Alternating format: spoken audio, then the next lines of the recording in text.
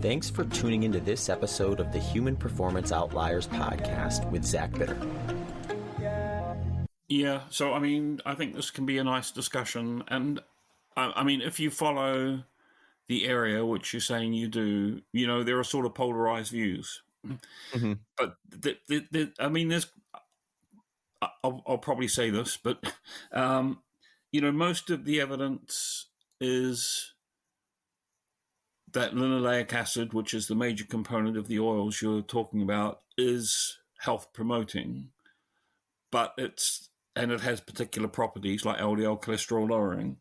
But if you can confuse this interpretation, because if you make that comparison, let's say between linoleic acid and omega-3s, omega-3s come out better, so therefore, relatively speaking, linoleic acid is less healthy than omega-3s. But if you make a different sort of comparison, it can come out more healthy. So I think it's, you know, a lot of it is about balance, I guess, Zach, and getting,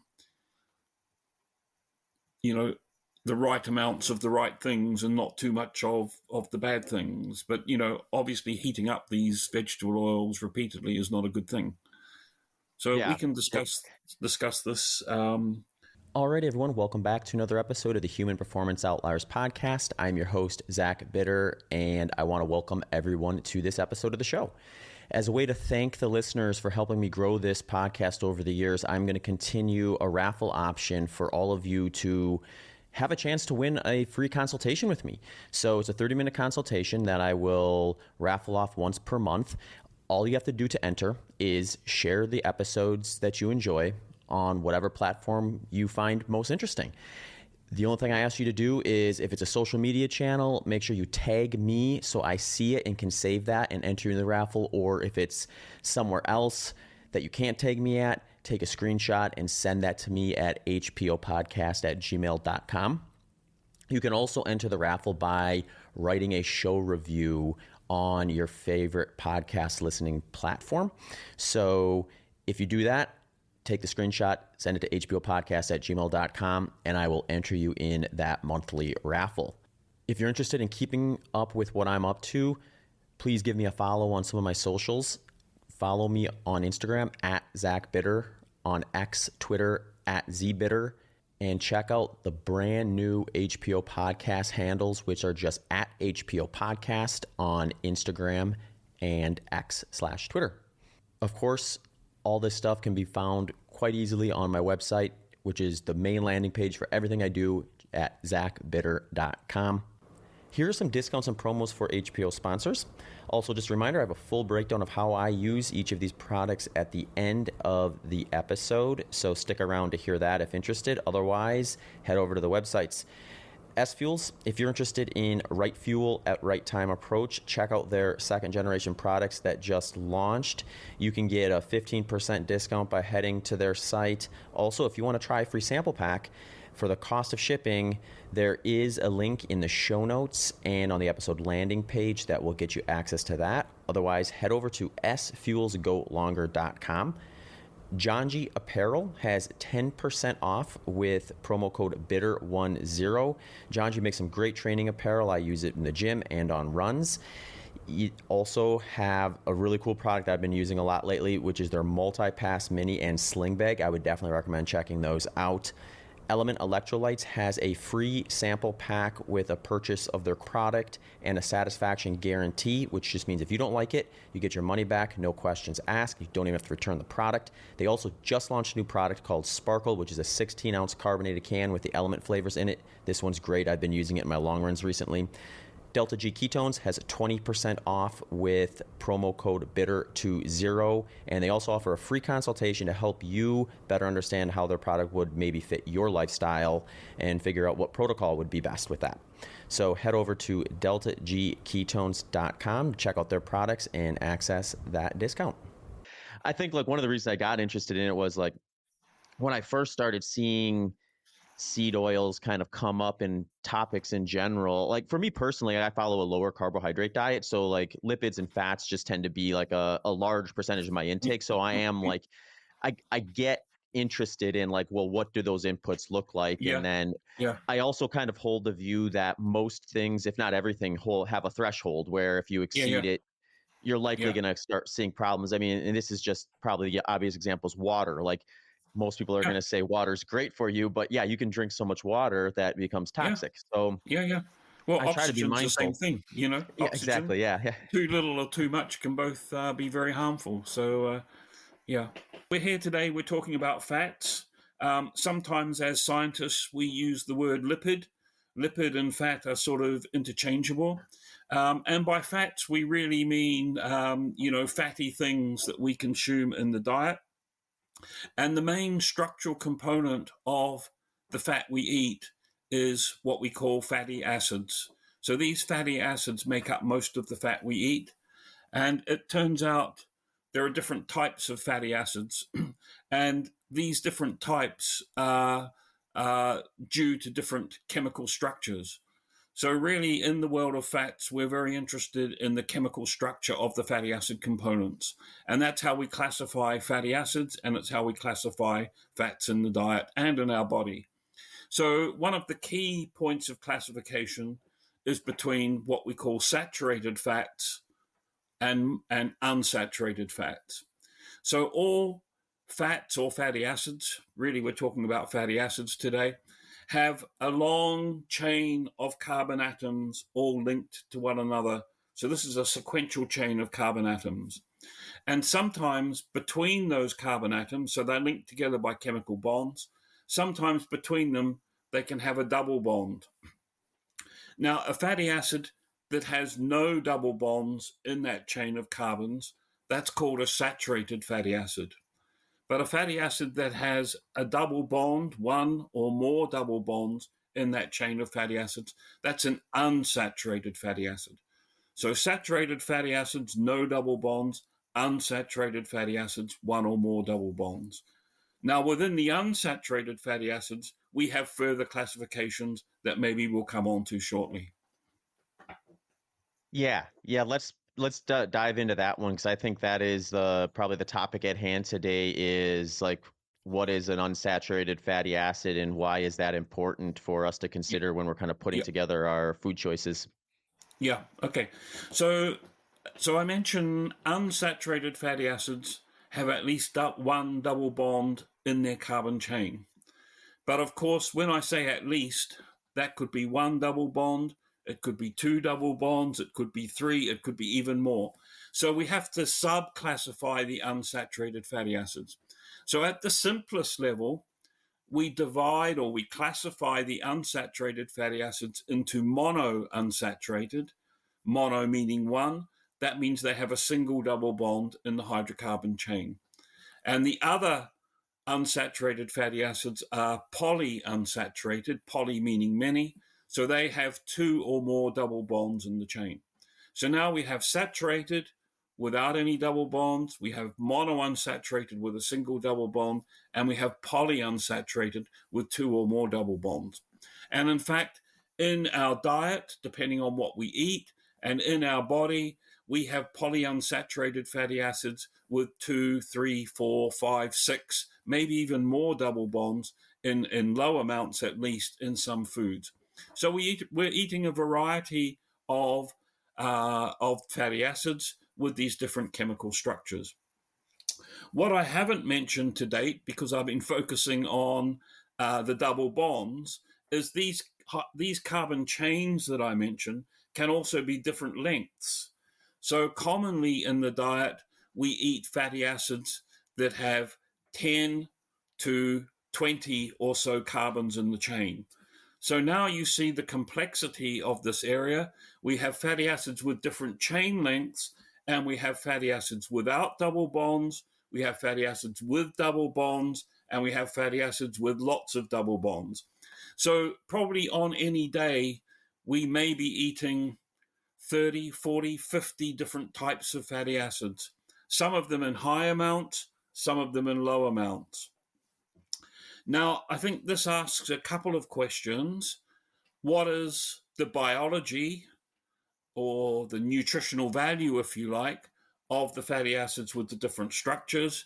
And where do we get them from in different foods? Okay, so these are two separate but related questions. Um, so the saturated fatty acids are commonly found in animal-based foods, although they can also be found in plant-based foods. So, for example, coconut oil and palm oil contain a lot of saturated fatty acids, but so do animal fats.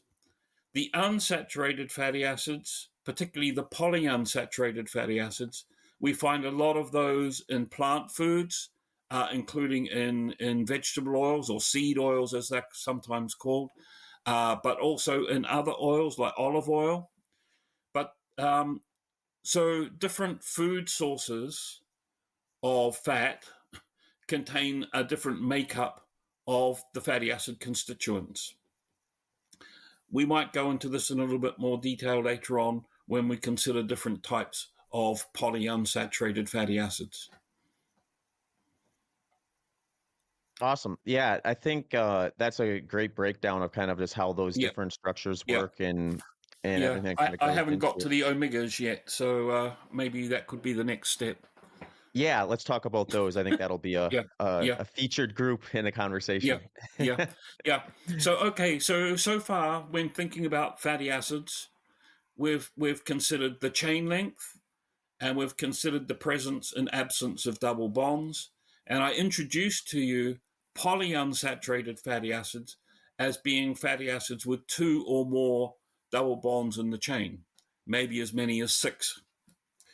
Now, you may not yet have thought of this, but what this means is we have fatty acids of different chain length and with different numbers of double bonds in the chain.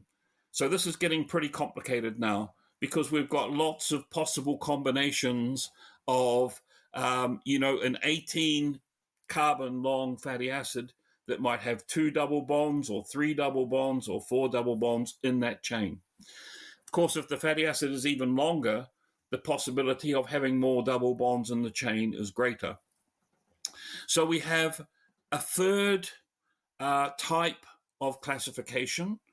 So we've classified according to presence or absence of double bonds and the number of double bonds. But the third type of classification is what we call the position of the double bonds, and by that I actually mean whereabouts in the chain those double bonds are found. Okay, and this actually turns out to be a commonly used way of classifying fatty acids. Um, Although people maybe are not aware that's what they're doing, because this term omega that listeners might have heard of, so omega 6, omega 3, omega 9, the omega number tells us whereabouts in the carbon chain the first double bond is from a particular end of the chain. So in an omega 3 fatty acid, the first double bond is on carbon number 3 from a particular end of the chain. In an omega 6 fatty acid, that double bond is on carbon number 6. In an omega 9 fatty acid, that double bond is on carbon number 9. So if you have an omega 3 polyunsaturated fatty acid, it will have multiple double bonds, but the first one is always on carbon number 3. So the omega number, if you like, is really a description of a feature of the chemical structure. Now, this feature of the chemistry of the fatty acids turns out to be really important in the biology of the fatty acids and therefore their nutritional value, their effects on our physiology, and their impact on our health. Awesome. Let's jump into that because I think that's probably what people are thinking. They're thinking, okay, we have like this wide array of different structures, and if I eat fat, I'm likely, like you said Yep. before, getting lots of different exposures to that. But then the next question, the follow-up question is, what does it actually mean? What are some of maybe Yep. the health impacts of, Yep. say, Yep. consuming an omega-6 versus an omega-3, or Yep. how are like cell behavior influence or cell Yes. membrane Yeah. changes and Yeah. Yeah. consequences? Okay. Yeah. Cool. Yeah. Okay. So we have to now start thinking about diet in the context of this complexity of fatty acid classifications. So any food we eat will contain many types of fatty acids, although they will be there in different amounts. So particular foods will be much richer in some types of fatty acid than others. So I think a prime example of this is a lot of seed oils. So things like sunflower seed oil, safflower oil, corn or maize oil. Those oils all contain a lot of the omega-6 polyunsaturated fatty acid, linoleic acid. So a person who's consuming a lot of those oils, either as oils or using them in foods or in cooking, and of course there are some foods made from those oils, like many margarines, for example. So a person with a diet rich in those foods will be consuming a lot of linoleic acid. Conversely, a person consuming low amounts of those foods will be consuming less linoleic acid and probably more of another fatty acid. That might be more saturated fatty acids, because often we exchange foods that are rich in saturated fatty acids for foods that are rich in these omega-6 polyunsaturated fatty acids. So I think this would be, for example, butter is an animal fat, contains quite a lot of saturated fat. Margarines, mostly made from seed oils, contain a lot of linoleic acid, the omega-6 polyunsaturated fatty acid.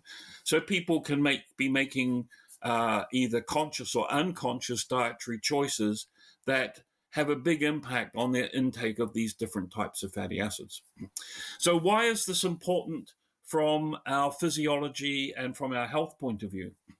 So fatty acids are not inert when we eat them. They actually do stuff inside our body. They are biologically active, and they work in lots of different ways in the body, essentially controlling how the cells in our body are functioning. So they control our metabolism. A good example is the production of cholesterol. So the liver is the main site in the body where cholesterol is made.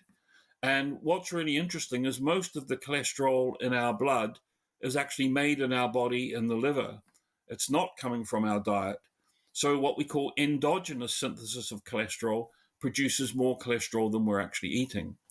Now, saturated fatty acids increase the cholesterol production in our liver.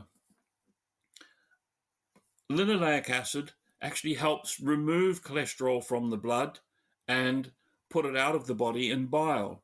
So saturated fatty acids and linoleic acid can have opposing actions, the opposite effects on our blood cholesterol levels. So saturated fatty acids can increase blood cholesterol because they help the liver make cholesterol, whereas linoleic acid lowers cholesterol because it helps the liver remove cholesterol from the bloodstream. So that's a good example of how two different types of fatty acids actually have the opposite action. And those two fatty acids are acting to have those effects actually by controlling gene expression in liver cells. So those fatty acids are actually controlling the genes that the liver is using to control cholesterol metabolism. So that's a good example. And that's about controlling gene expression.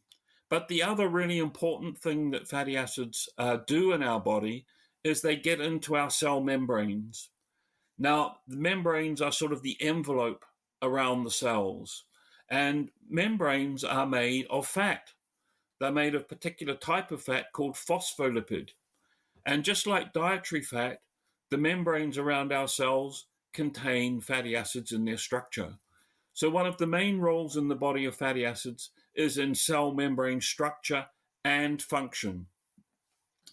Now, the different types of fatty acids I've mentioned so far, saturated fatty acids, monounsaturated, omega-6 polyunsaturated, omega-3 polyunsaturated, they have different structures, we've already said that, and the structures are related to their functions once they get into the cell membrane.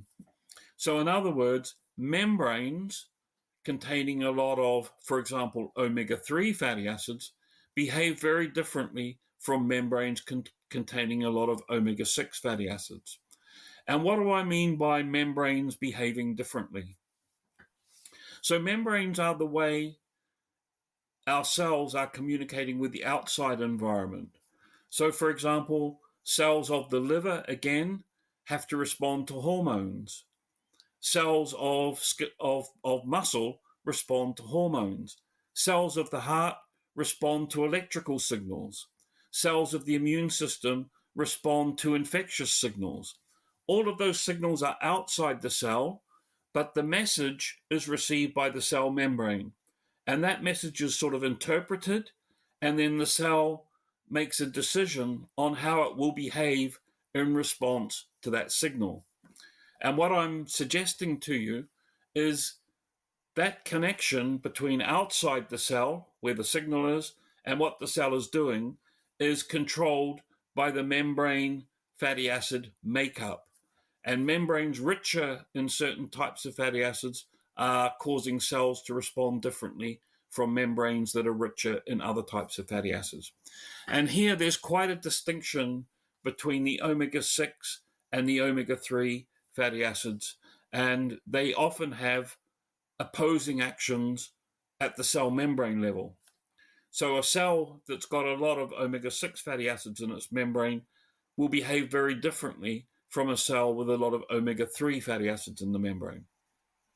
This is really important for inflammatory cells, for immune cells, for brain cells, for heart cells, and maybe actually for all the different cells in the body. It's just we haven't studied every different cell type.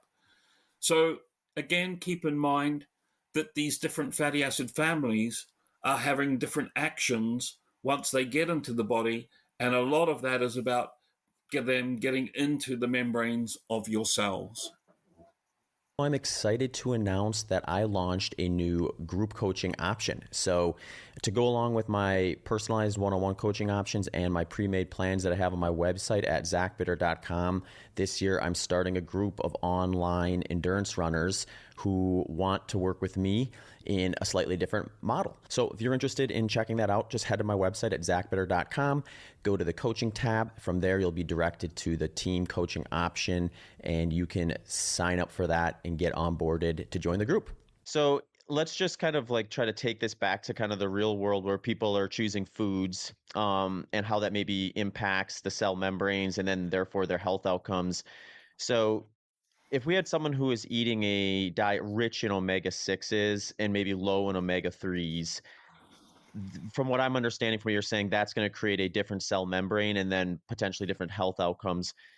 What do we know about that in a scenario like that, if anything? Yeah. So I mean, what you're proposing there is actually is right.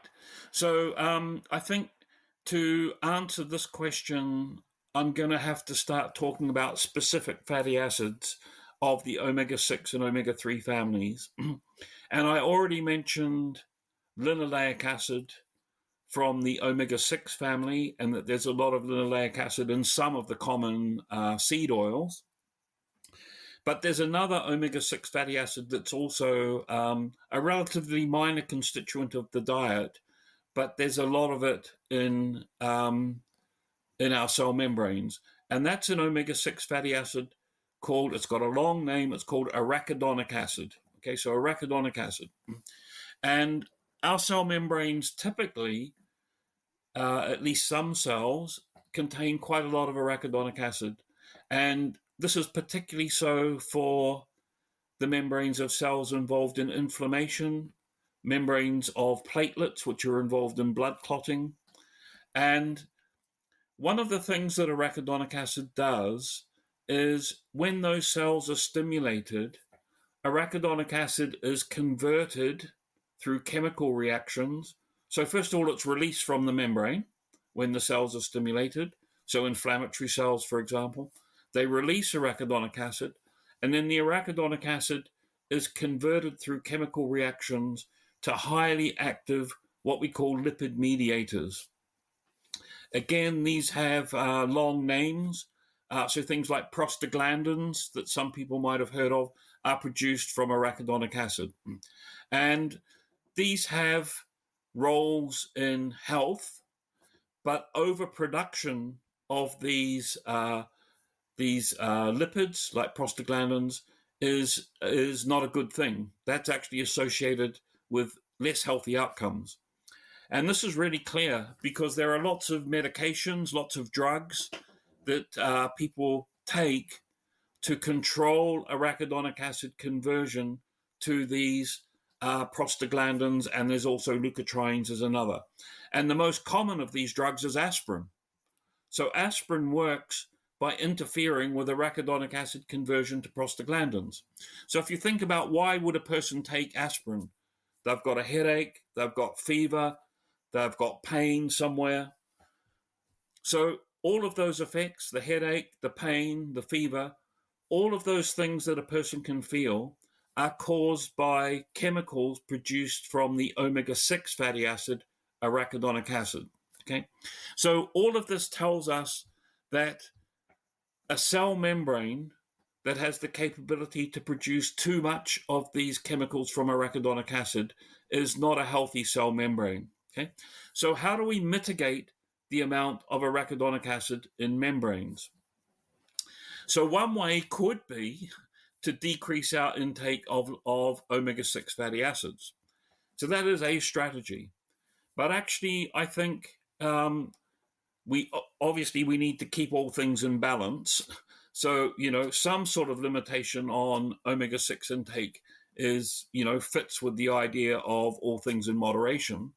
But actually, a really important way to mitigate the effects of too much arachidonic acid is certain omega-3 fatty acids. Now, there are omega-3s that come from plants and are in some plant seeds and plant seed oil. So flaxseed is a good example. That's rich in a plant omega-3 called alpha-linolenic acid. Okay, chia seeds also contain alpha-linolenic acid. Canola oil contains some alpha-linolenic acid. So does soybean oil, although soybean oil contains a lot of the omega-6 linoleic acid. But it is a source of alpha-linolenic acid. So there's a plant omega-3. But what I want to really divert attention to now is omega-3s that are mainly found, at least as far as we're concerned, in fish. And these omega-3s, they have really long names: eicosapentaenoic acid and docosahexaenoic acid. So we call them EPA and DHA. And from now on, I'm just going to call them EPA and DHA. Now, typically, unless a person is eating a lot of fish, particular types of fish especially, or using supplements that provide EPA and DHA, and I'm sure we're going to talk a little bit more about those supplements, their cell membranes contain low amounts of EPA and DHA, probably not enough. So what you have then is cell membranes with a lot of arachidonic acid and with low amounts of EPA and DHA. And that seems to be an unhealthy state. That's a state that promotes inflammation, promotes blood clotting, maybe promotes some other things. And what we know is if people increase their intake of EPA and DHA, even by eating more fish or by taking omega-3 supplements, they end up with more EPA and DHA in the cell membranes because those fatty acids get into cell membranes very easily. And one of the things they do is they act against arachidonic acid.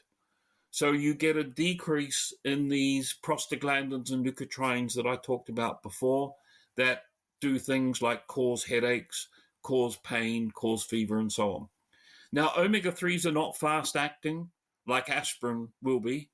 So you can't take omega-3s to get a headache to disappear in 5 to 10 minutes, although aspirin can do that. They're long, they're slow-acting, but long-lasting. So you need to be taking omega-3s or consuming omega-3s, preferably from the diet, for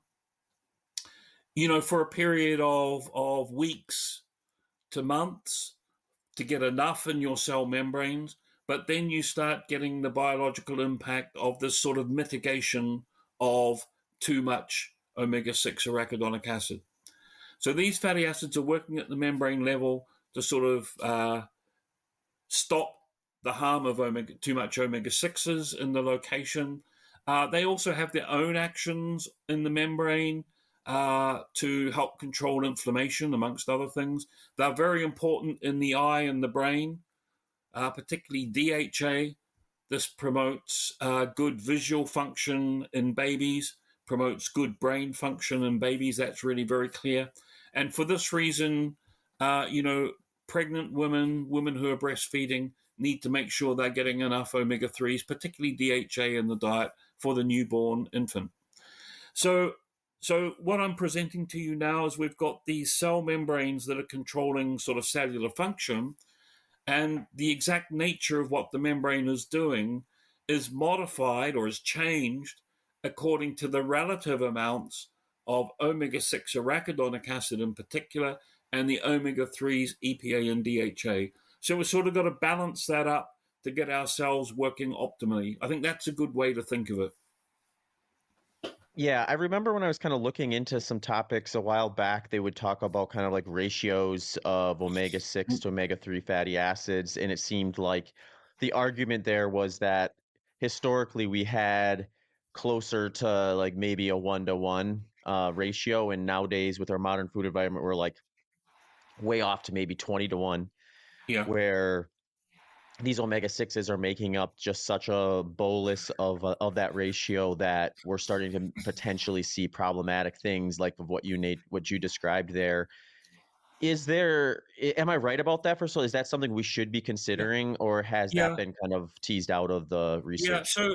I mean, I think what you're saying, Zach, is right at a particular level, but already I think we're getting the idea that fatty acids are pretty complicated, and Yeah. we have multiple members of the different families.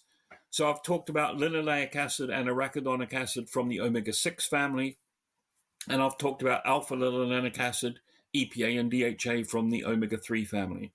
So the first thing that's clear is you've got multiple members in the family and they don't all behave the same way. Okay. So this is just like a human family, right? So not all members in the family are behaving the same way. So we have to be just careful that we're thinking about, which omega 6 are we talking about? Which omega 3 are we talking about? What sort of cellular behavior are we talking about? But so I think, it is complicated. But if we step back, generally speaking, linoleic acid is easily the most common omega 6 fatty acid in the diet. And linoleic acid intake in humans has gone up dramatically over the course of particularly the second half of the 20th century. And that is because, and this is particularly true in North America. So North America is ahead of the rest of the world with the increase in linoleic acid intake. And one of the reasons is in North America, the seed oils, the margarines, were embraced earlier than in the rest of the world. So in the US, particularly, but also in Canada, you had a dietary change probably 10 to 20 years ahead of Europe towards more linoleic acid. So some of it is through human consumption, so you have readily available seed oils. They're cheap, they're plentiful. They were encouraged because of the cholesterol lowering property of linoleic acid, actually. They were used to make margarines, but also those seeds are used, or seeds and oils are used, for example, in farm animal feeding. So they've got into the farm animal food chain where they weren't really present before. So actually, animal foods contain more linoleic acid than they used to because of the changes in animal feeding. So one thing that has been very well documented is that Western populations, but ultimately, of course, everyone follows what the West is doing, so this is happening elsewhere as well, have moved to much higher intake of linoleic acid. So of omega 6s, but particularly linoleic acid. So that's gone up a lot in the course of the 20th century. And at the same time, omega 3 fatty acid intake, if anything, has gone down. Okay.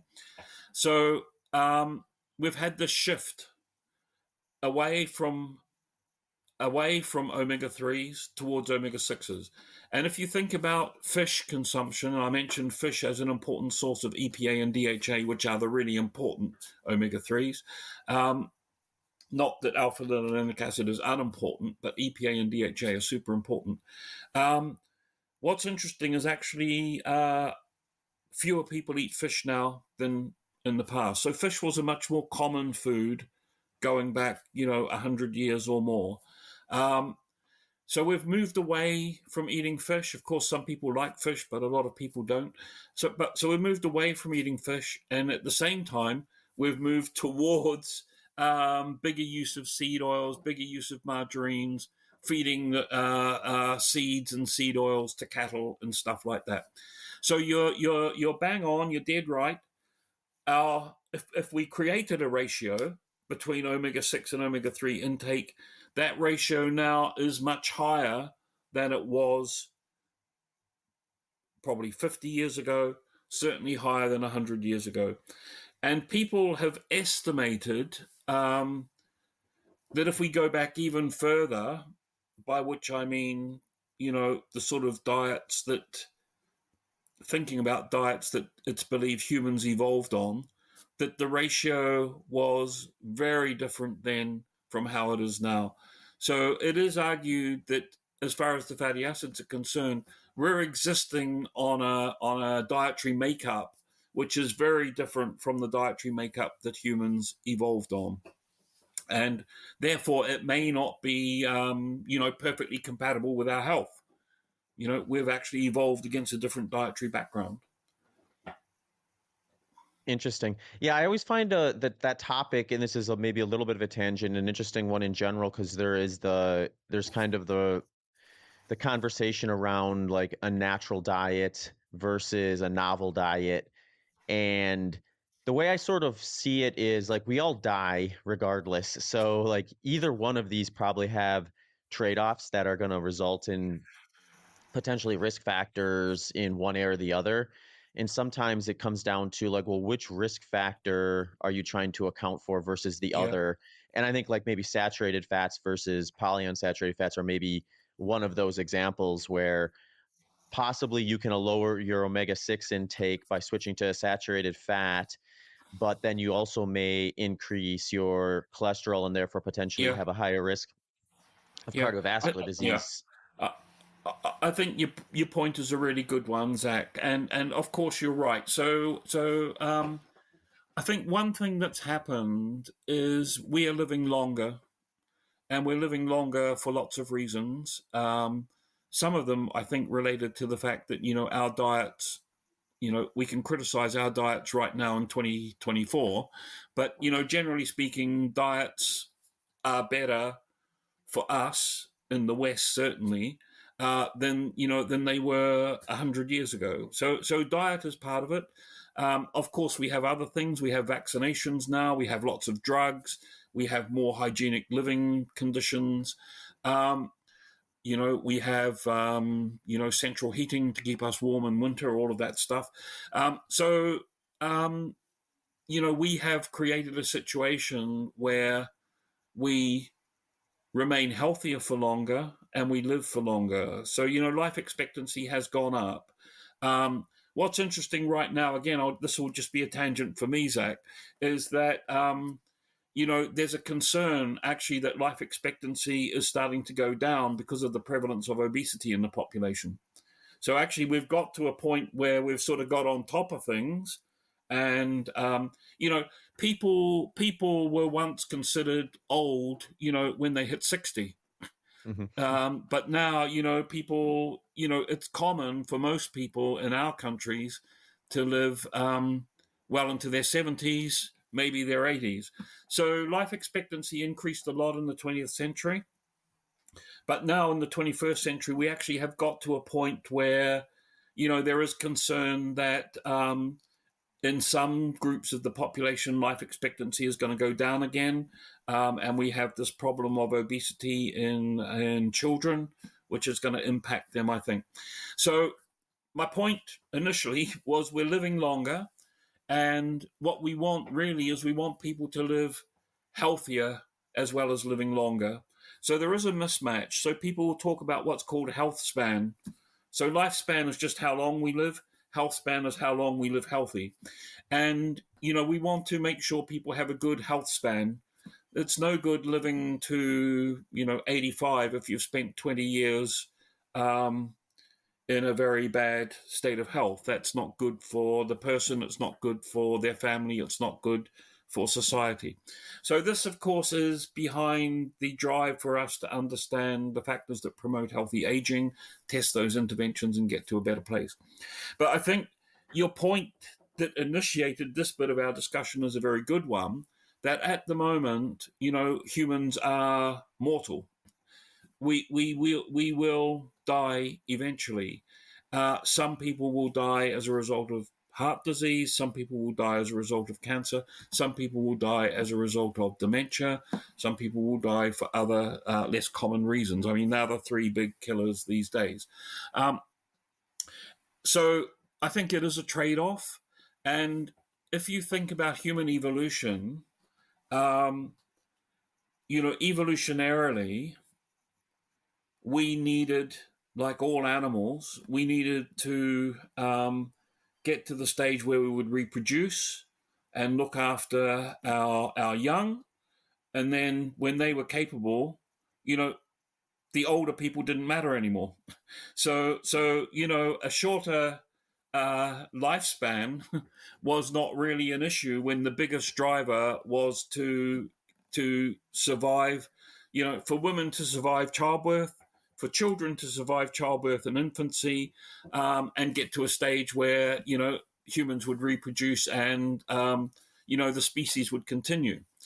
So I think, genetically, we're being set up for these earlier life encounters and challenges. And you could argue, our diet that we evolved on was the diet that also favored, I'm going to call it early life health, if you like, the ability, the resilience to overcome the challenges. And they might have been infectious challenges, for example. Now we have vaccinations. We give all our kids vaccinations from when they're born. That's brilliant. That protects them against infectious disease. Therefore, for us in the West in general, mortality from infectious disease is not a worry. Of course, in less developed countries, that's still a big worry. But if we go back in our own evolution, even, in the 19th century, many children died of infectious disease in the United States and in the United Kingdom because that was still a big problem. We've overcome that now. But just getting back to your point, maybe what we've evolved on, which is important for resilience early in life, isn't necessarily ideal for prolonging health span and healthy aging. So I think I agree with you very much that we have trade-offs. We have trade-offs, and we have possibilities of dietary components that raise cholesterol, that raise blood pressure, that help, that promote inflammation, and we have dietary components that lower cholesterol, that lower blood pressure, and that mitigate inflammation. And we've got to be somewhere in there so our physiology is working, but we don't become pathological. So I think there are trade-offs and there are balances. There are macronutrient balances, carbohydrate, fat, protein. There are balances within the fatty acids that I've been talking about, saturated, unsaturated, omega-6 poly, omega-3 poly. These are all balances. We could call them trade-offs, as you've said, that all result in different metabolism, different physiology, and different predisposition to disease through their impact on risk factors. And, people could sort of make their own luck, if you like, by good luck or bad luck through their dietary choices.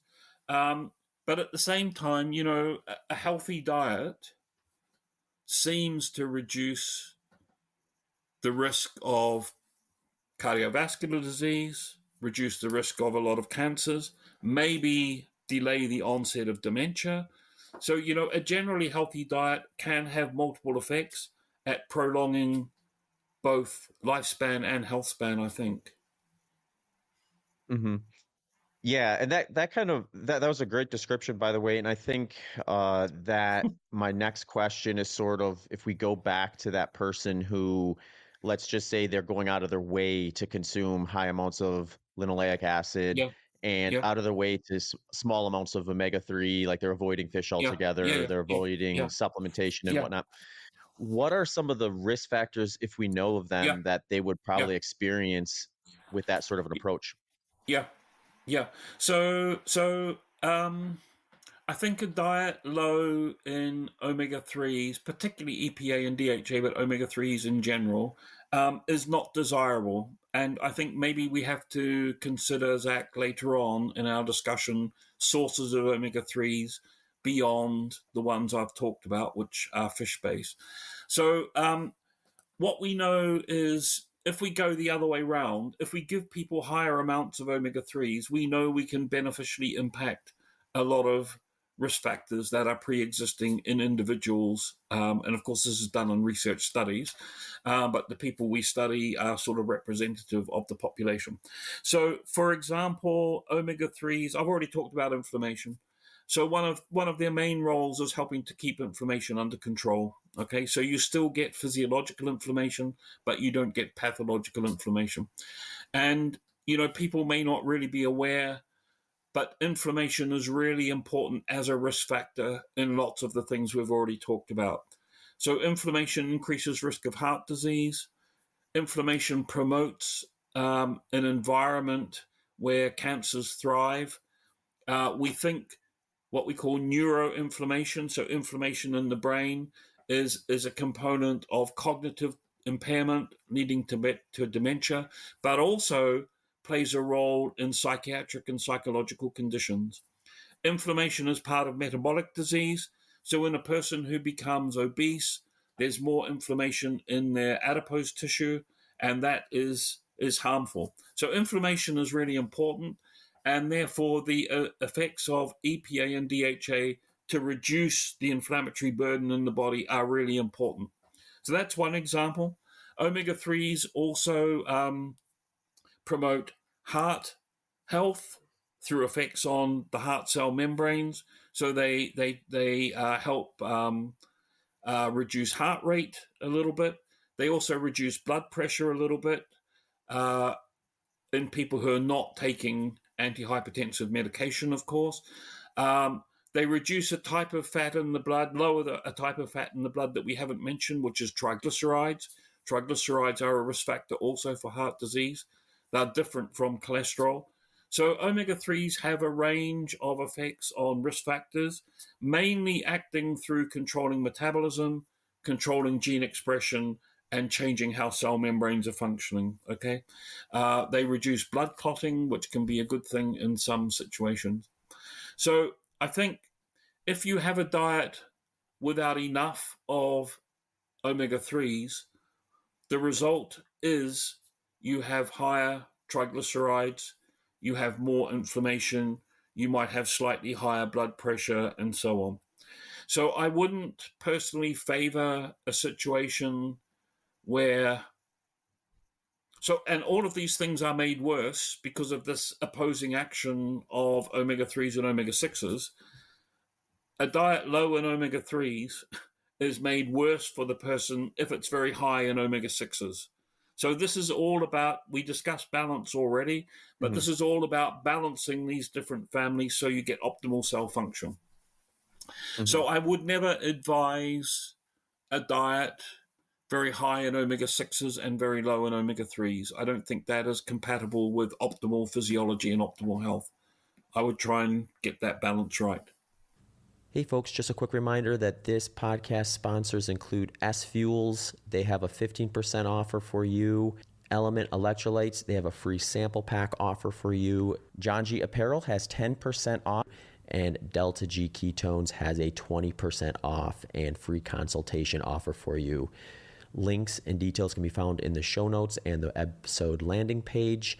You can also check out a full description of how I use all of these products in my own training and racing at the end of this podcast episode. I want to follow that one up with changing the scenario slightly. Let's say that same person, they're like, okay, I really prefer the dietary inputs I'm currently having, and they happen to be high in omega-6.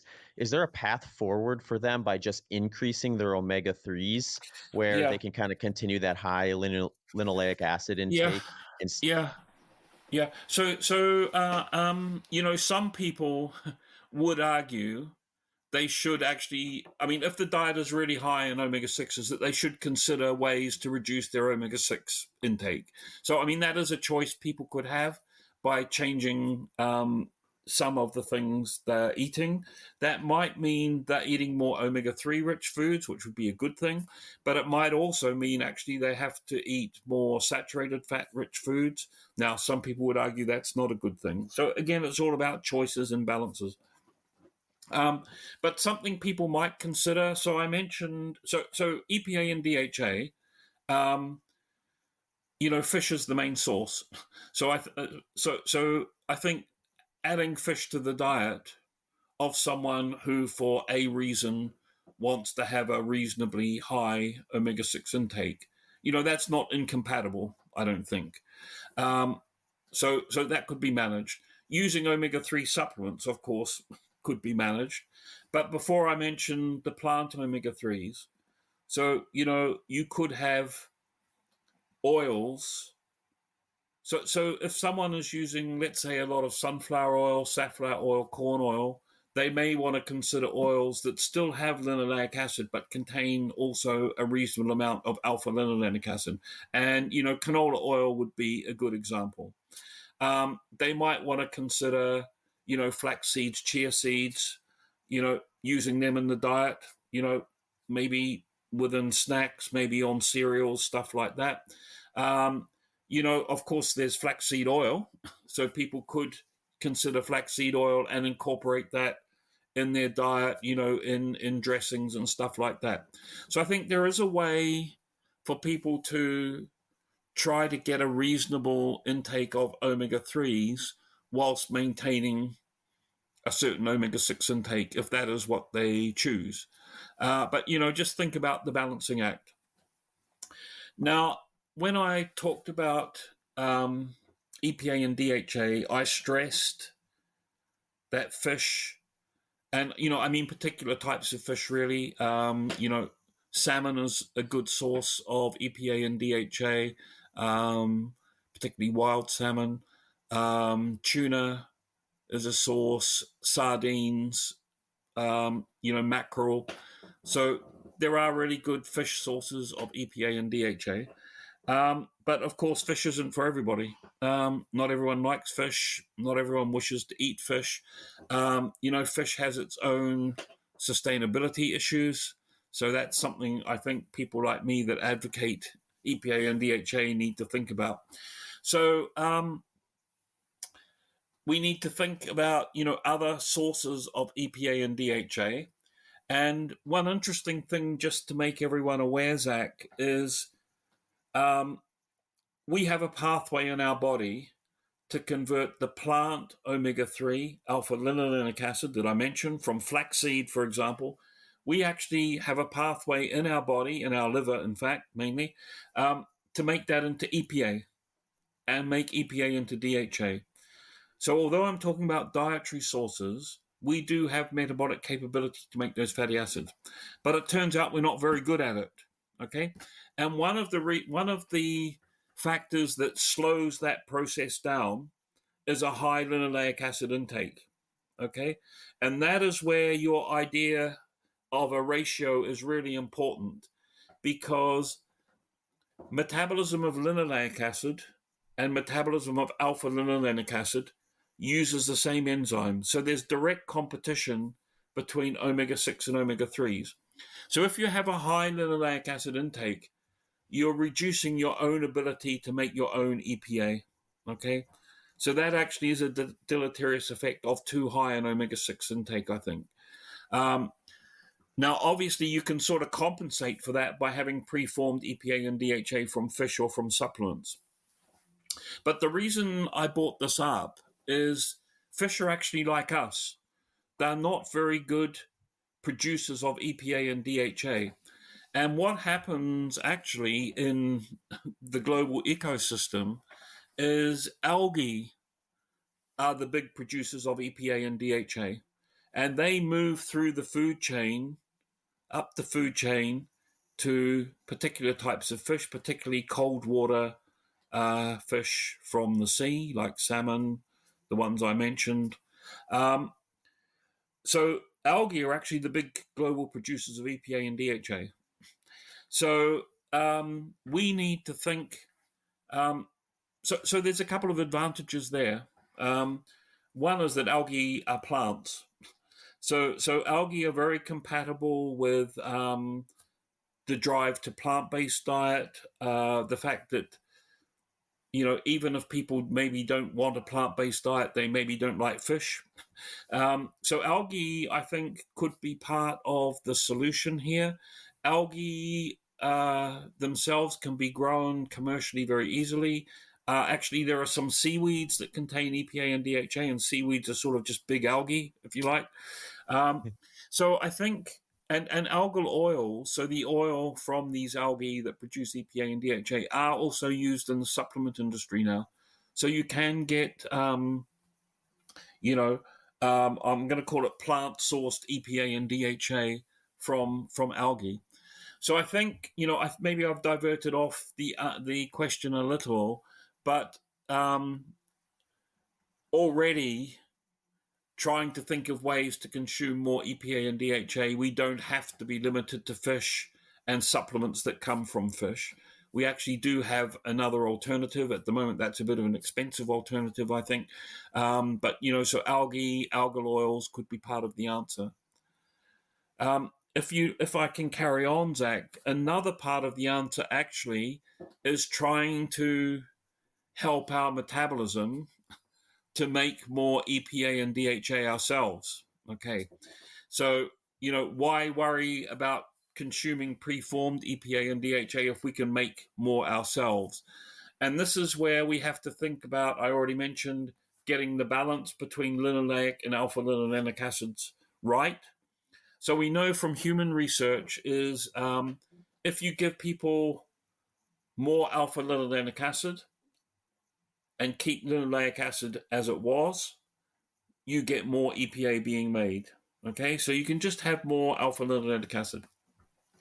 We also know that if you decrease linoleic acid and keep alpha linolenic acid as it was, you get more EPA.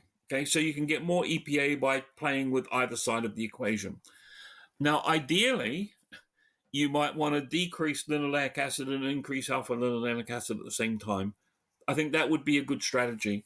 And that's where, switching from, the oil, from sunflower or safflower to canola oil, or using more flaxseed oil instead of the traditional seed oil. Reducing some sources of linoleic and having flax seeds, for example, that would help that change, I think. And if I'm honest with you, I think reducing linoleic acid and replacing it with alpha linolenic acid, so changing the plant omega-6 for the plant omega-3, people are not going to miss out on anything.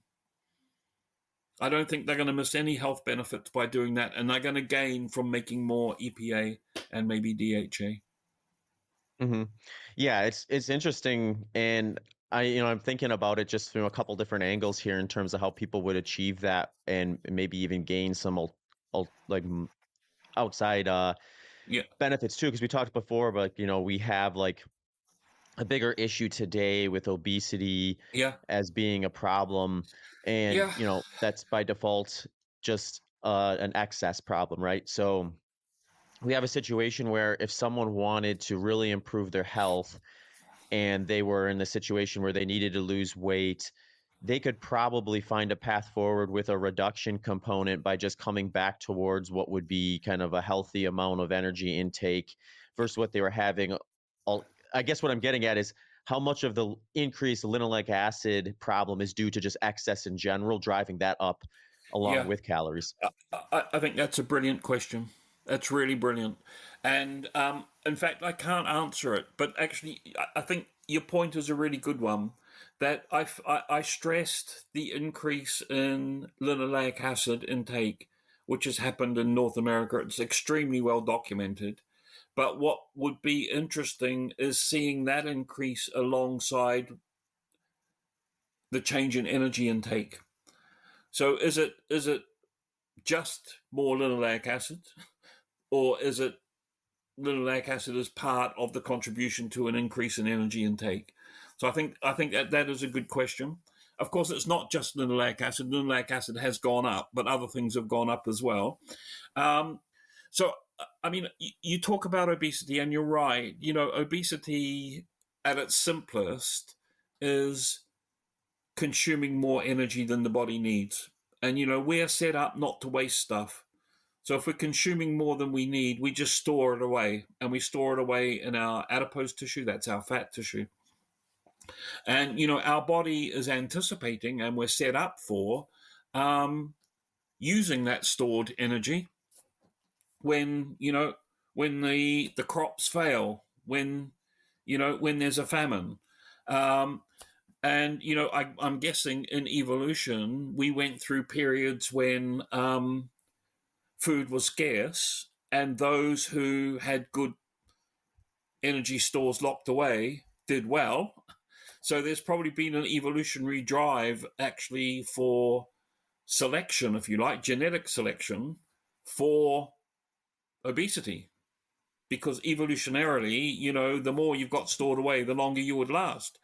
Of course, now we don't in our countries, although we do have people who are not getting enough, we have a lot of people who are getting more than they need. So it's all about energy balance at the most simplest level.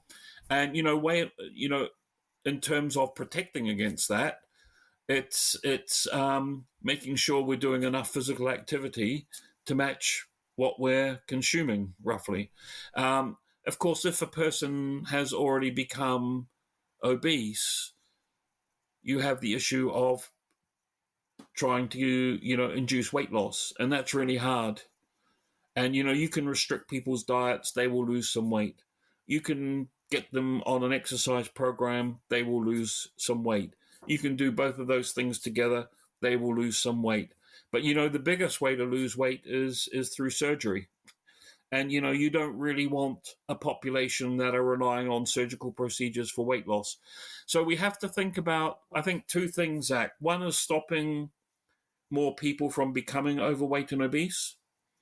And the other is dealing with the people who already are overweight and obese, and those people who won't be able to be stopped. And so I think we need different strategies for that. And clearly, prevention is getting them to get their energy balance right.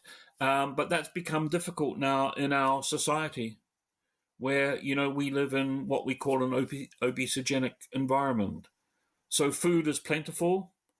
Okay, food is more expensive now than it was 2 years ago, but, some food is pretty cheap, and unhealthy food tends to be cheap. Um, People because often they're being brought up on less healthy food. So the next generation is brought up on less healthy food, and so it goes on. So I think we have an environment where we have ready availability to calories, and that could be through fast foods, could be through vending machines, could be through the way supermarkets place things. They place chocolates just where you're going to go and pay. So, people grab chocolates. The kids say, "Can I have chocolates, Mum?" If Mum says no, she's got screaming kids. So, the easy choice is to say yes. The kids are happy, but they didn't really need those chocolates or sweets. We're talking about fat, so I'm picking on fatty things. But, sugar is probably a bigger culprit than fat in terms of obesity. So I think you're right. Dietary choices and dietary balances are important in the development of obesity. They're important in the controlling of what happens in a person who is obese, but they also have all these other things that we've been talking about. I mean, whether different fatty acids have a strong, so if you're eating a certain amount of fat, the extent to which the fatty acid mix within that impacts on the likelihood of becoming obese is a little bit unclear. Um, you know, there might be some small differences. There are, again, coming back to arachidonic acid, this special omega-6 that I talked about before, some of the chemicals produced from arachidonic acid have been shown actually to increase the number of fat cells we have. So, if you've got more fat cells, you can store more fat, basically. People have argued that there might be an issue with too much omega-6s and predisposition to obesity. I think that's an interesting hypothesis, but I don't think we really know for now. And I think it's really hard to dissect that against the background that you mentioned, Zach, which is the changing energy intake. So a lot of things would have gone up. We've talked about linoleic acid going up. Maybe that's gone up disproportionately. I'm not sure. But lots of other things would have gone up. And of course, simple sugars have gone up. And, today we're talking about fats and fatty acids. But, sugars, I think, and excess sugar intake is really part of this picture of obesity and metabolic disease. Mm-hmm. Yeah, you actually started touching on kind of a question I wanted to ask you about, which is just, I had a discussion a while back where I was just considering like, well, let's say I control for energy intake and I'm sort of just subbing in the same amount of energy intake between something high in linoleic acid versus, let's say, either a saturated or monounsaturated fat. Yeah. And the argument given to me was that if I did that in the real world, it would be a scenario where, on average, someone consuming the higher linoleic acid diet is going to have a higher, essentially, drive to eat, and therefore they're more likely to fail on that dietary protocol. Yeah. So it becomes almost like a satiety thing where, Yeah. but my understanding is the human outcome data would suggest otherwise, where like the free feeding studies we have would actually suggest that like a seed oil diet input versus a saturated fat diet input would actually create a lower intake without controlling, I guess, is maybe the way to say that. So I don't, if I'm honest, I don't know a lot about those sorts of studies, but I think what you're saying introduces another topic, which is the biological effects of the things we eat on hunger and satiety. So, of course, the macronutrients have differential effects. So, but also individual fatty acids may have differential effects as well.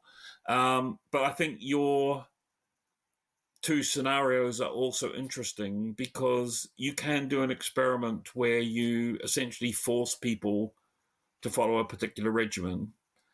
But in real life, that regimen may never happen because people won't eat like that for whatever reason. So I'm not aware of data on linoleic acid that you're suggesting exist, which, I'm not doubting that at all. But I'm not aware of those studies, Zach. I'm sorry. But no I think you're right. What we know. So actually, as scientists, we know what we know from controlled experiments usually. And controlled experiments don't always replicate the real world. That is very clear. But they give us a hint of things.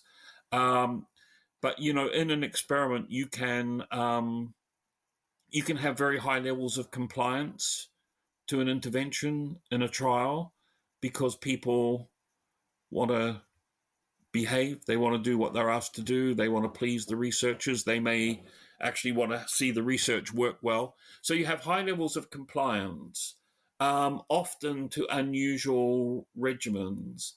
But in the real world, you don't get that compliance because there are other influencing factors. And I already talked about some of them, simply the placement of things in shops, the availability of things when you're walking down, your main street, what the kids want, what the husband or wife likes to eat. These are things which in an experiment, you never replicate those modifiers to dietary choice. So I think And you know, in an experiment, you control the exact level of the different macronutrients and so on. In real life, every meal you eat has a different mix of the macronutrients. You know, you don't replicate that. So I think it's very different.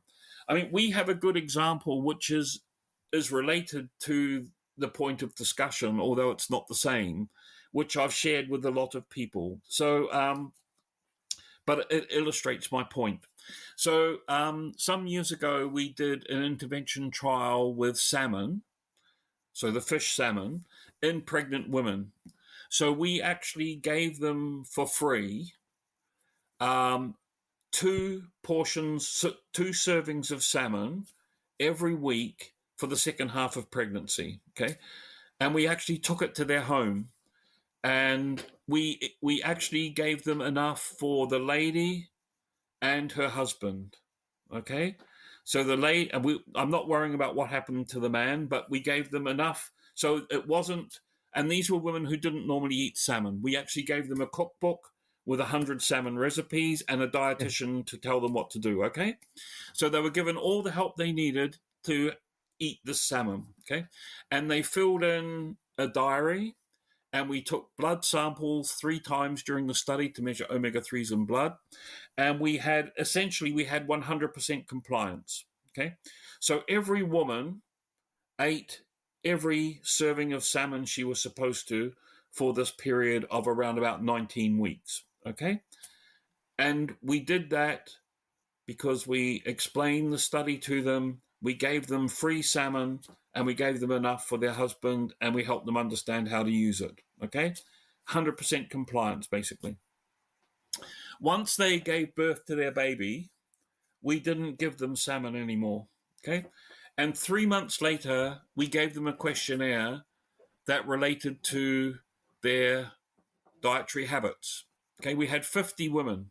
Okay, 50 women were 100% compliant through pregnancy. Okay, 3 months, and we told them all about the health benefits of omega-3s and fish and so on for them and their baby, their family, the works. Okay, so they got all the messaging.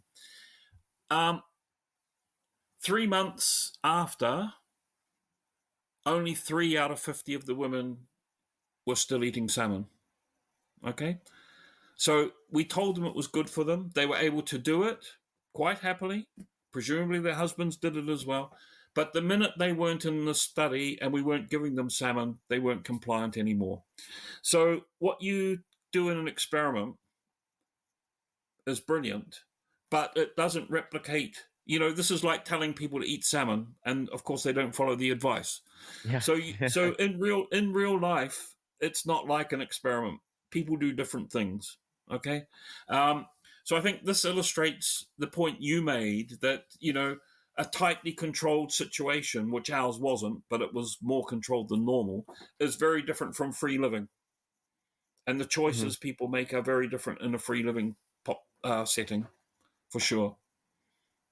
I wonder, based on kind of what you were talking about prior, if there's a path forward with increasing. I mean, I think of just like the way that we fortified things in other foods for other Exactly. potential deficiencies that we've acquired Yeah, over the years. If like with an algae base yeah, supplement, is there a path forward there to have yeah, that like available in foods that people are going to choose more willingly on their own, so that, like, yeah, say they grab the salad dressing that otherwise would give them a pretty high bolus of linoleic acid, now all of a sudden they have the counter with it there. Or like you said before, let's get it into our maybe we move it into the food production at the animal base, so the animals yeah, we're growing are also higher in that side of things. yeah.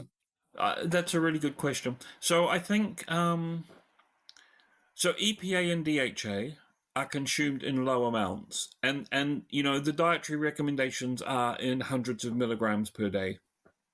Um, I think they're a bit low.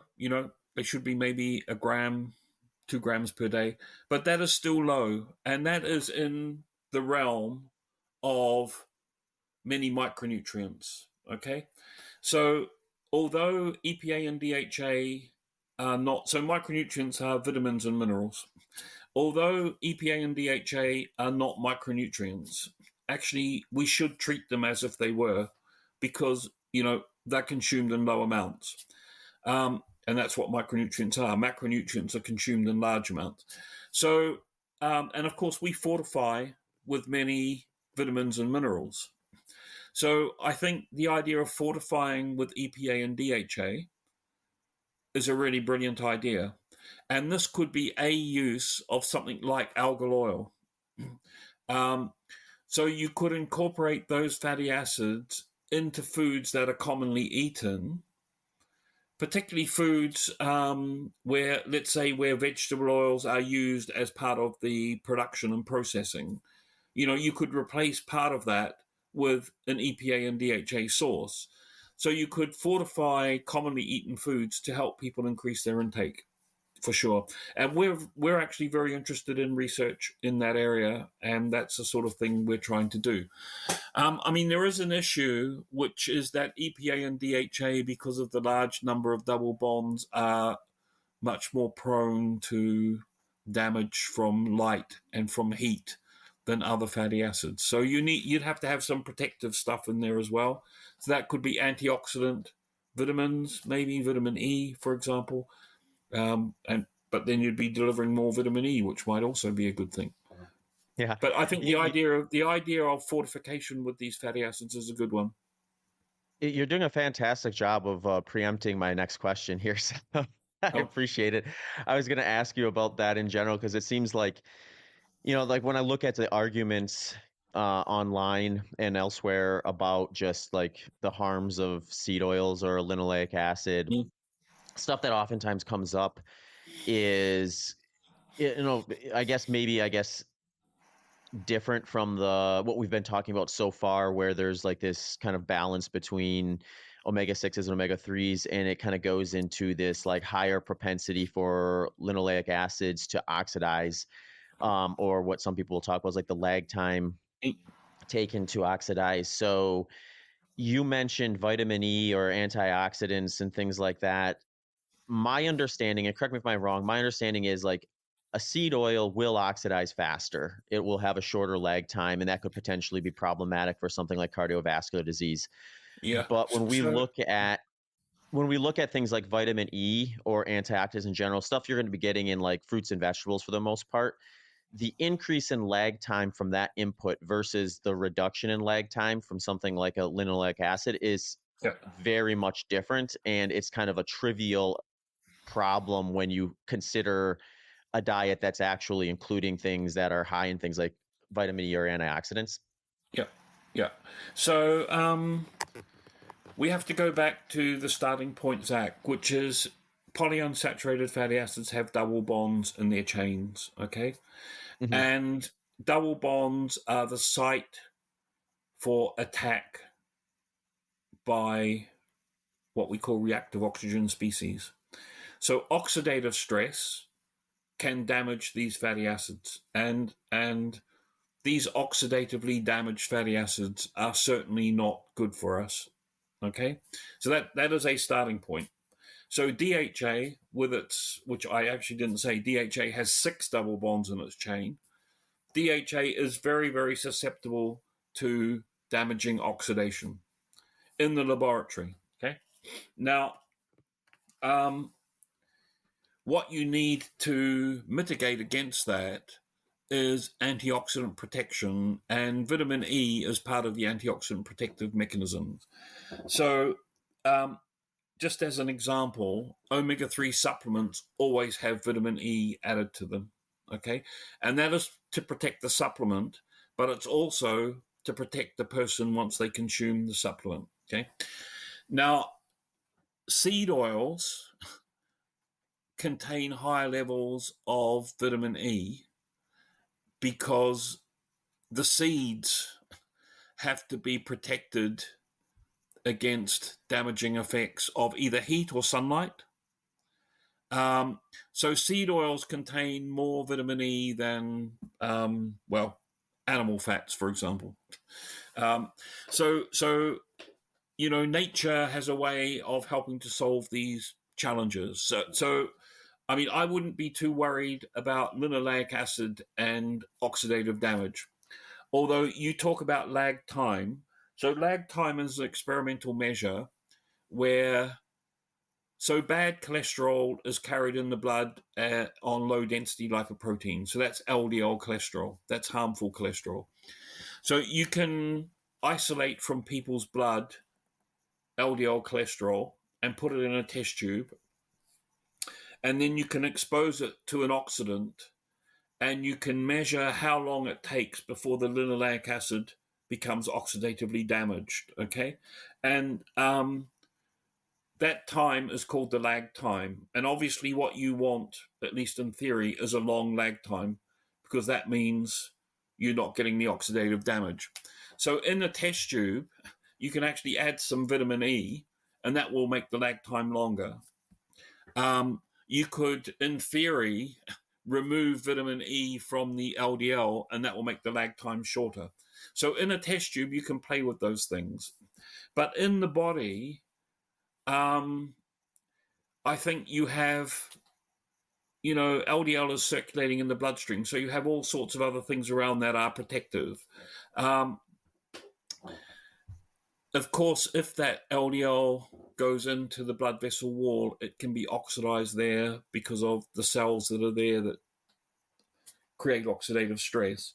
But personally, I don't see a problem regarding too much lipid peroxidation with linoleic acid, okay, in the body. Okay, in a test tube is one thing, in the body. And again, I come back to the point that EPA and DHA, which we know are highly beneficial to health, are much more susceptible to lipid peroxidation than linoleic acid because they have many more double bonds. And actually, if you put a lot of omega-3s in LDL cholesterol, you get a very short lag time. Okay, so you have to have vitamin E present in the LDL to mitigate against that. Interesting. Yeah, it was one where I found interesting just you see the different arguments as to like why you should and shouldn't avoid these things, and I'm always curious as to which one of these actually has legs and which ones don't. Um, Yeah, well, I think it comes back to our earlier discussion. Everything is about balance, and mm, you know, you have dietary balances, you have physiological balances. You want to get to a place where the balances are favoring the most healthy outcome.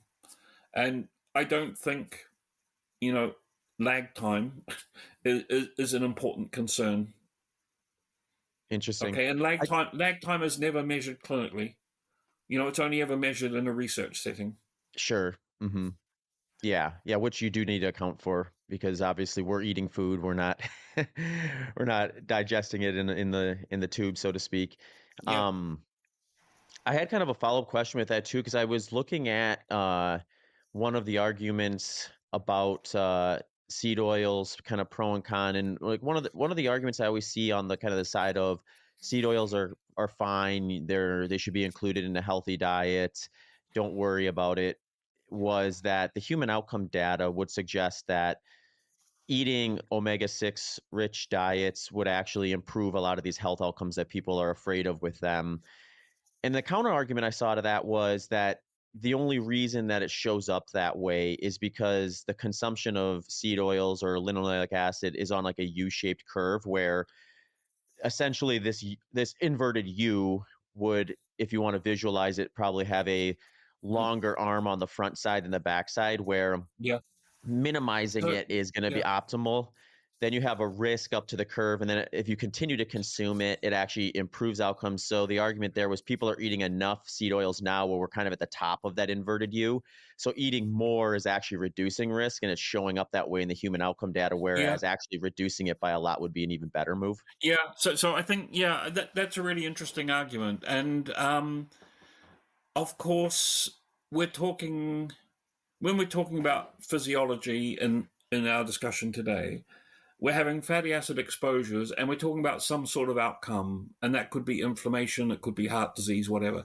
So there obviously there's a relationship between the dietary exposure and the outcome, and that relationship hardly ever will be linear, right? You know, Hmm. uh, that would be probably that wouldn't be compatible with a sort of a resilient biological system. So there are different types of relationships, and people have suggested U-shaped relationships for some fat exposures and different outcomes. And I think it's very hard now to find people, particularly, I guess, in the US, with very low intakes of linoleic acid. Um, and I mean, you might argue most of the population has a too high intake of linoleic acid for some of the reasons we've touched on. And what's interesting, so the average intake of linoleic acid in the US in men is adult men is about 17 grams per day, which is really high. So in the UK, the average intake in adults is something like 12 grams per day.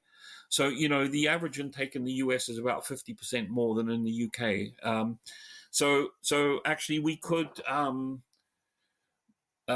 you could do like an ecological study where you got intakes from multiple populations and tried to put together this hypothetical curve, because there will be populations with quite low intakes of linoleic acid as well.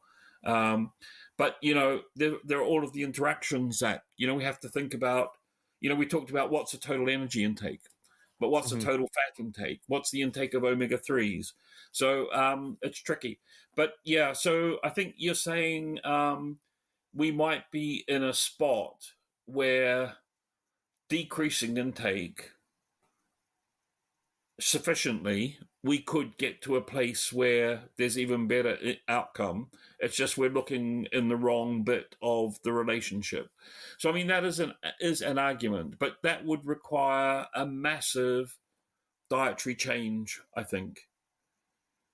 And I think, if I'm honest, I think that would be probably impossible to do in settings where linoleic acid has already become so common in the diet. Yeah, it seems to me that it's kind of, well, with any solution I find in in modern times, it's like when we can kind of advance versus retract, it tends to be a better option because, for one, it's like let's say we just decided, okay, well, yeah, these linoleic acid rich seed oils are problematic. We're going to remove them from the food supply. Hmm. Well, what are you going to replace them with? Yeah, And what is that going to do to the yeah, price point of food and the stability of food and everything that goes into that? Because it's like, I mean, I see this argument all the time. It's like, why not just eat olive oil? Like it's yeah, an easy choice. It's like, yeah, sure. well, yeah, it's an easy choice for me because I got a ton of options, but it's not Yeah, yeah, necessarily an easy choice for everybody else. So I try to think of it from that lens, where it's like, is it going to be easier for us to say, like kind of what we've been talking about before, increase the EPA DHA content of foods in the presence of linoleic acid versus trying to find ourselves on the front end of that inverted U shape where we're almost eliminating them altogether for the most part yeah, comparatively to what we're yeah. seeing today? Like, which So solution yeah, is easier to achieve? yeah. So I think so.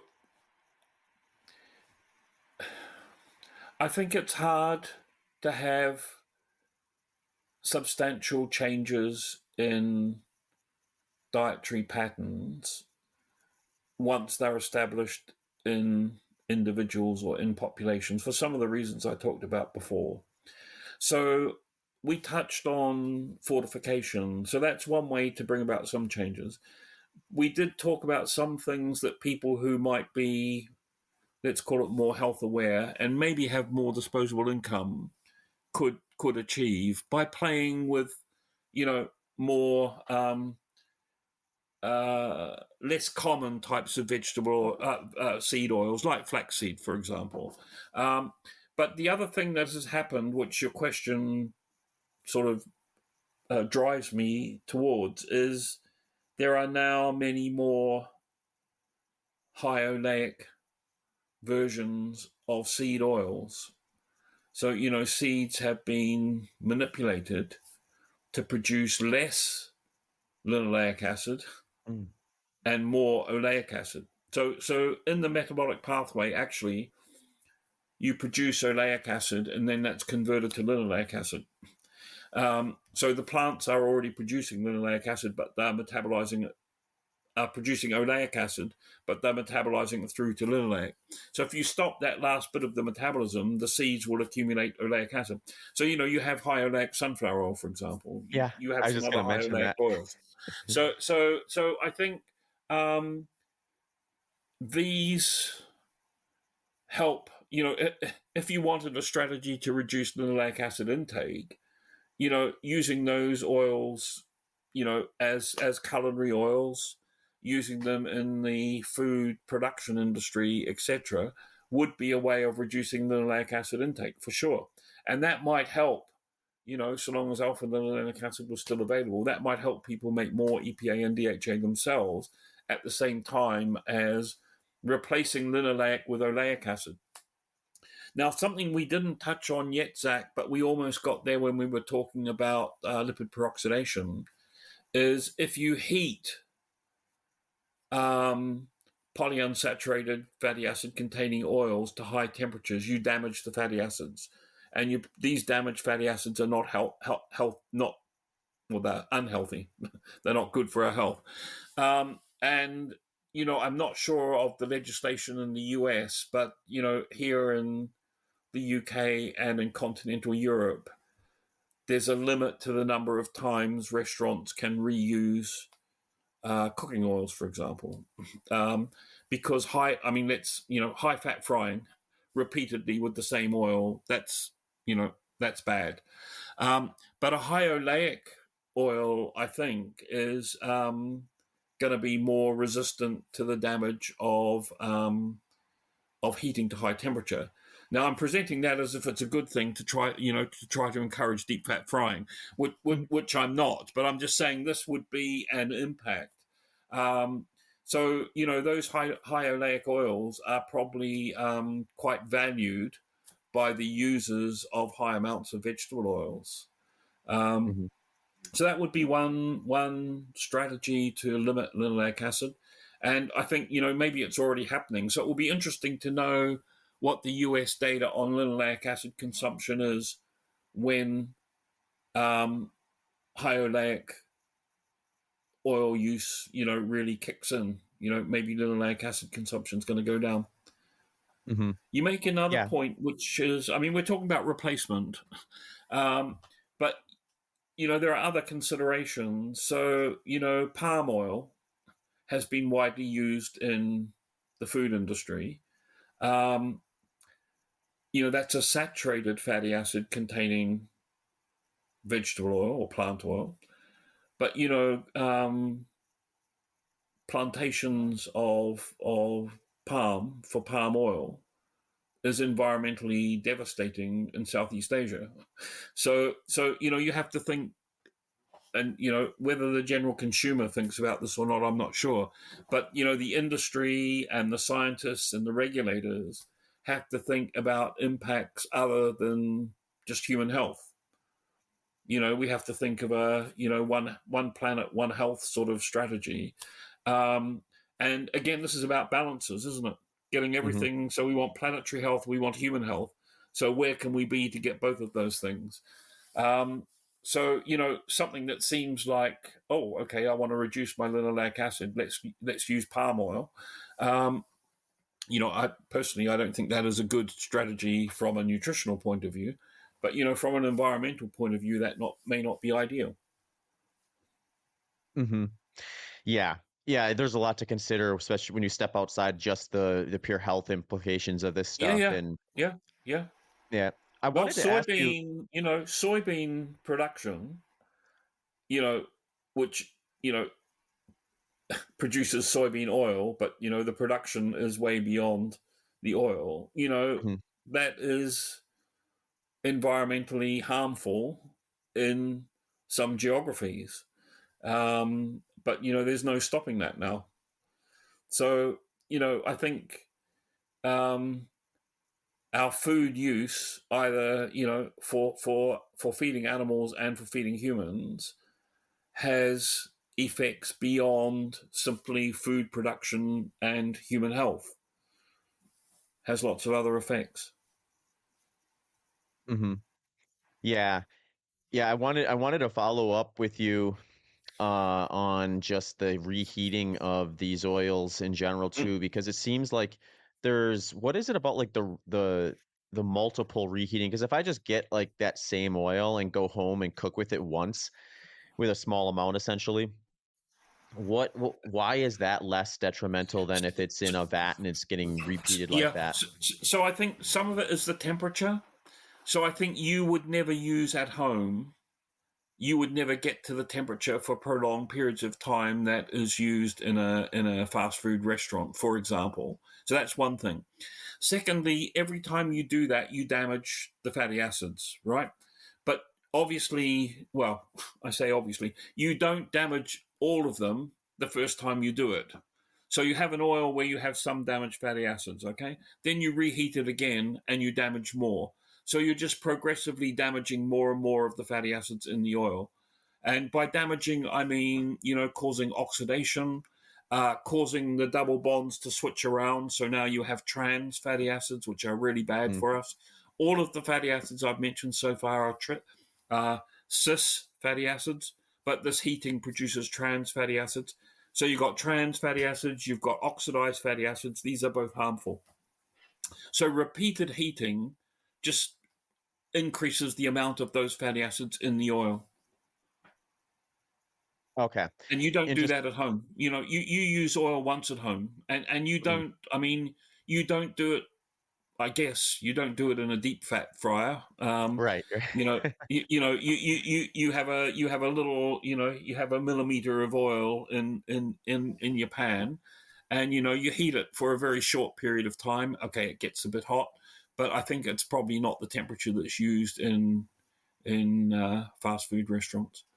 Yeah, that makes sense. I did want to ask just kind of like a secondary question with that because sometimes I'll see like I mean the argument against like the arguments against eating deep fried food I think is like fairly strong just in general for things we've talked about and you're not going to get a lot of disagreement when people from health conscious people about like yeah maybe don't make a habit of eating deep fried food on a Mm, regular basis. I think mm, in general that's a pretty good heuristic. Then we come to a scenario where like I go to the grocery store and I grab like a canister of canola oil off the shelf. And the argument I hear against that is like, well, the process to get that oil is such that those oils have become, I mean, the word they always use is rancid, or it's like the process, the heating process to extract the oil is such that we're getting that negativity just from even a bottle of canola oil on the shelf at the store, even though it hasn't been stuck in a deep fryer or put in my frying pan yet. Is that yeah. something that we should be concerned with, or is that just kind of speculation that isn't I necessarily don't. If I'm honest with you, I don't think that is a major concern. I mean, I don't really. I mean, I'm not an expert on the level of peroxidation of vegetable oils off the shelf, but I don't hear that as a big concern. okay? Okay. And if someone's really concerned with that, I guess they could just get a cold press version of it and likely pay more, but those Sure. are Yeah, available. sure. Yeah, yeah. I mean, I wouldn't say there's absolutely no possibility of having some peroxidized fatty acids in a vegetable oil, but I don't see that as a major issue. hmm But you're, I Especially if, mean, like we said you're right. before. You can make a choice to completely mitigate against it. hmm But if you're like sautéing vegetables and things like that, which are going to kind of have some of those benefits with the antioxidants and vitamin E, it may become something that is less of an issue at that point anyway. Yeah, I think. Yeah, I mean, we've touched several times that you make choices, and the end result is like the balance of everything you've hmm got there. So of course, I mean, I mean, you talk about frying um, um, vegetables. um, you fry vegetables, you fry meat, you fry whatever, and in the course of doing that, you actually have some damaging effect on those foods. So if you fry onions, for example, you can make them black. That's not ideal. So you can damage vegetable constituents by frying. So I think it's being sensible about what you're doing. And personally, I wouldn't worry about a shop bought seed oil and using it at home for normal culinary purposes. Got it. Awesome. No, this has been really informative, Professor Calder. I'm excited that you're coming on here to chat with me about some of these things that have been bouncing around in my head over the last months or years, I guess at this point. It's it's an interesting topic, but did we miss anything that you wanted to chat about or you feel is like Zach, needed to we add to this? covered a lot. We covered a lot. We covered more than I thought we would. So it's been brilliant chatting with you. So thanks so much for having me on. Absolutely. No, it was my pleasure. And I would be excited to hear from you in the future if you uncover anything new that we didn't know today. Sure. Yeah. Brilliant. Take care. Okay. Thanks so much. Hey everyone, thanks for sticking around to hear more about how I use the products that sponsor the Human Performance Outliers podcast. I have updated a few things, so if you follow closely, you may notice some new details here. I have taken a lot of time identifying these brands, and I'm incredibly grateful that they have provided a product that I use routinely and are also interested in supporting my work here at the Human Performance Outliers podcast. So here is how I use them. S-Fuels is a product that follows a principle of right fuel at the right time. For me, this means I can anchor my nutrition in a fat-dominant way, but not neglect the powerful application of carbohydrates when they are needed. Their product lineup maps the low-carbohydrate dietary protocol that I have used for endurance since 2011. Here's how I use some of their product lineup and some of their second-generation products that they've just recently brought to market. First is their Zone 4 and Zone 5 product. I use these for intra-workout and race carbohydrate targets. I will use the Zone 4 in less glycolytic settings that still benefit from some carbohydrate, and Zone 5 for workouts that I prefer, workouts and races where I want to maximize my carb to other fuel source exogenous inputs. In short, I prefer Zone 5 when my carb inputs are at their highest and I want to kind of go straight to that source. Zone 2 is a fat-based powder that uses C8 and C10 MCTs that are combined with L-glutamine. I use this for lower intensity workouts to help promote higher fat oxidation rates without neglecting energy deficits. So in short, if I'm doing something longer and I want to keep carbs out, but I don't want to have a huge calorie deficit, Zone 2 plays a great role there. Revival is a post-workout race protein powder that I can easily add to some yogurt or a low-carb smoothie to quickly jumpstart the recovery process. I will use a product like this most often when I'm completing training sessions and have a lower appetite or desire to eat solid foods right after, but want to get a jumpstart on replacing some of the stuff that I left out there. Primed is my go-to caffeine source for training and racing. It combines green tea extract, L-carnitine, taurine, and B vitamins, which all combine to help support energy production, fat metabolism, and reduce perceived effort. Life Bars are a product that have been one of my favorites on the S-Fuels lineup for some time now, and they are a great combo of healthy fats and protein that I can have prior to a big training session, race, or simply as a snack on heavier training days. Grain-free breakfast cereal is something that I can sub in for just about any time I would have put granola on something when I was a more moderate high-carb person. So this is a good substitute for that. Oftentimes I will put it on top of things like yogurt as a topper or something like that. If you're interested in more details about their product lineup, the science behind it, and everything else, head over to sfuelsgolonger.com for up to 15% off your next order. And stay tuned for some product giveaways and promos over the course of the year. I got introduced to Janji last year and have really enjoyed having some of their products in my running and gym rotation. Janji makes pants, shorts, outerwear, tops, and accessories. Janji apparel is made with durability in mind and is backed by a 5-year run everywhere guarantee. Each design is informed by a different part of the world through collaboration with local artists and in partnership with clean water nonprofits with whom they have contributed over $1 million donated to clean water solutions. Some key features that Janji really focuses on is lightweight, breathable, moisture wicking, odor resistant, thermal regulation, and a super soft and flexible material. here are the products that I've been using a lot so far this summer. I'm still going with the AFO middle short for very light breathable training sessions where minimal pockets and extras are not desired. So think a very humid summer training run where I want as little on as I can get away with and feel like it's not getting bogged down with a bunch of sweat.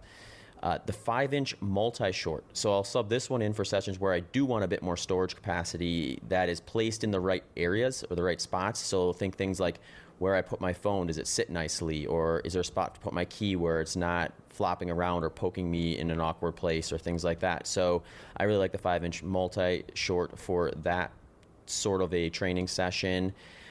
A product I'm really excited about, which isn't necessarily a training gear per se, is the Multipass Mini and Sling bags. These are the newest items I have started using from Janji. The only question for me is how much stuff do I need, which will determine which one of these I will bring with me. The Multipass is a great for just stashing things like your keys, wallets, phones, headphones, or any item you want to have with you, all while keeping your pockets free from clutter. It's got a nice clippable strap that you can put around your waist or over your shoulder. I'll upgrade to the sling bag if I'm bringing a little more stuff and it's just not enough room inside that Multipass Mini. So think things like the size of a water bottle, or if I'm just going to be on a little longer session or heading to the airport or something like that, and I just need more storage, but with that same type of design with the waist and shoulder options and the clippable strap. So those are two of my new favorite options. Check those out. You can head to janji.com and get 10% off any of those items as well as anything else they have on there by using promo code BITTER10 for 10% off. They're also available at REI. I will give one quick plug, although it's not winter or cooler. A couple other items that I have in my rotation when it does get cooler is the Repeat Merino long sleeve, the Rover Merino hoodie, the Trail Tights, and the Atlas multi-pant. I've been using Element electrolytes for quite some time now. Actually, a while back, I had a sweat test and it suggested that I lose 614 milligrams of sodium per liter of fluid loss, meaning if I go out for a run and I sweat to the capacity where I lose a liter of fluid, I'm going to lose 614 milligrams of sodium along with that. So during these hot summer months, it's not uncommon that I will lose over a liter per hour when working out. So I favor adding some electrolytes to my workout fluids and pre-workout drinks in order to account for this. I also find it beneficial if I spend some time in the sauna and lose fluids fast that way. I currently have 3 approaches to using Element products. First is one of their warm beverage options in the morning with my coffee. Sometimes I'll put about half a pack of Element in there. Again, one of their warm beverage options. So usually that's something like chocolate mint, chocolate chai, chocolate raspberry, one of those. A second option is one of their fruity flavors in my water bottles while I'm training. So if I'm out there and I'm going through 16 to 20 ounce bottles of water, I'm going to sprinkle in some of that fruity Element flavors into that in order to account for that 614 milligrams of sodium that I'm going to lose. Third is their newest option, which is their Sparkle product, which is just a 16-ounce carbonated can with the Element electrolyte powder in it already mixed for you. So I've been using these for long runs and before afternoon training sessions in the gym when I know my fluid loss has been high. So I've been doing a lot of long runs lately, and having a can of Sparkle there to kind of sip at in between pit stops in the heat to cool down and rehydrate have been a great new addition to my training lineup. Just a reminder, their core flavors include citrus, watermelon, orange, grapefruit, raspberry, chocolate, mango chili, and chocolate caramel. Some seasonal options include chocolate mint, chocolate chai, and chocolate raspberry. You can go to drinklmnt.com/HPO. Throw in that /HPO and you'll get prompted for a free sample pack with your purchase and help support the Human Performance Outliers podcast along the way. The reason I chose Delta G over other exogenous ketone supplements is they have the formula and the dosage that is supported by the research we have to date. They have the DARPA grant to design for special forces, 50-plus research studies, and 20-plus ongoing studies. They also have approximately 3 times the amount of ketones in their product than many of their competitors do, which can be critical for hitting the ketone target ranges that suggest potential cognitive and performance benefits. I've been playing around with my protocol a bit during this last training block, so it has changed a bit from what prior protocols you may have heard me mention on here. For like longer training sessions, these are going to be the key points that I'm going to do it. So it's going to be lower intensity, but long in duration. I like the long runs. I like these for long runs and even ultra specific long runs, which tend to span beyond, say, 3 hours. And the way I will do this is I will take a bottle of Delta G Performance, that's the blue bottle I have on their website, about an hour into that training session. And then if that session goes beyond 3 hours, I will take a second one. If it doesn't, I will still take a second one post long run as a way to kind of kickstart things for whatever's coming up next. If you're interested in hearing more about it, I did record an episode with Brian McMahon. It's episode 351, Exogenous Ketones and Performance.